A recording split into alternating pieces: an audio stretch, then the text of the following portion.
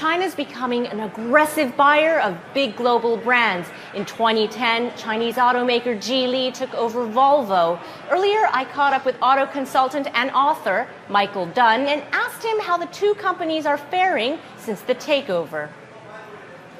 Geely's doing a little bit better, much better designs and reliability, probably the best Chinese independent automaker of them all right now. Volvo, on the other hand, much worse. It came in after the acquisition as a high-cost producer of near-luxury cars.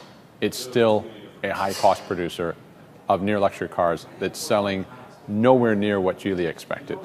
So the big expectation when Geely bought Volvo was that, hey, we're going to unleash this terrific Swedish brand to the world. We're going to reintroduce it, repackage it, and everyone will eat it up. Well, today, sales in North America and Europe and in China, most recent sales, flat or down. It just hasn't caught the imagination of consumers globally like it was expected to, and now they find themselves saddled with tremendous costs and a weak, diluted brand. That's trouble for anybody. Don't know how to get out of that situation. So who's the winner and the loser in the deal? Well, probably the biggest winner of all is a company from New York called Goldman Sachs, who facilitated the original investment by Geely by investing $250 million just about 3 years ago.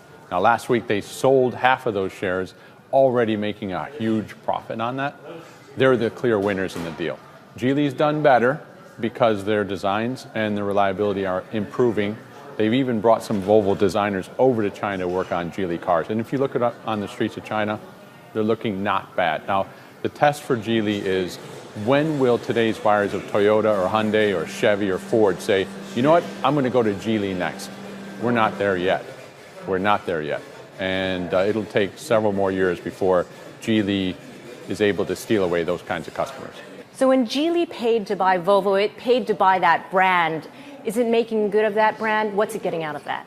Well, the hope was that after buying Volvo, they'd go in and use their Chinese prowess in cutting costs, and at the same time introduce the Volvo brand to Chinese customers, and those two things would just dovetail and everything would end well for Volvo. That hasn't happened, and as a result, Volvo's looking around today and saying, in order for us to be a world-class producer and reduce our costs and have a great luxury brand, we need billions more in investment, and we need expertise, and we need some political power because we got to move out of this high-cost European production base. Can Geely deliver that? Probably not.